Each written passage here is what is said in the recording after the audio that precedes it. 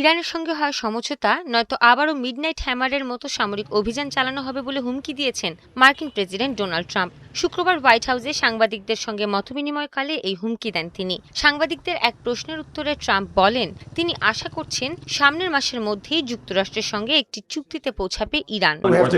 আমাদের অবশ্যই একটি সমঝোতায় পৌঁছাতে হবে, নয়তো যা ঘটবে তা খুব ভয়ঙ্কর। যদি তারা না এগোয় তাহলে ফের অপারেশন মিডনাইট হ্যামার শুরু হবে এবং এবার এই অপারেশন হবে আরো ভয়াবহ।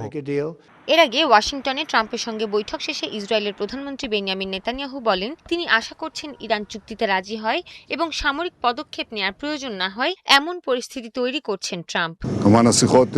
নানা বিষয়ে আমাদের আলোচনা হয়েছে, কিন্তু সবচেয়ে গুরুত্বপূর্ণ প্রসঙ্গ ছিল ইরান। প্রেসিডেন্ট ট্রাম্প মনে করেন ইরান এরই মধ্যে টের পেয়ে গেছে তারা কার সঙ্গে বিবাদে জড়িয়েছে।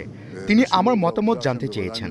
আমি তাকে বলেছি, সামরিক পদক্ষেপ নিতে না হলে সেটি সবচেয়ে ভালো।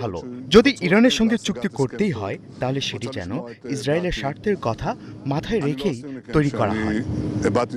একই দিন মধ্যপ্রাচ্যে মোতায়েনের জন্য একটি বিমানবাহী রণতরীকে প্রস্তুত করতে পেন্টাগন সামরিক বাহিনীকে নির্দেশ দেন ট্রাম্প। নতুন রণতরীটি ওই অঞ্চলে আগে থেকে মোতায়েন করা ইউএসএস আব্রাহাম লিঙ্কনের সঙ্গে যোগ দেবে বলেও জানিয়েছেন মার্কিন কর্মকর্তারা।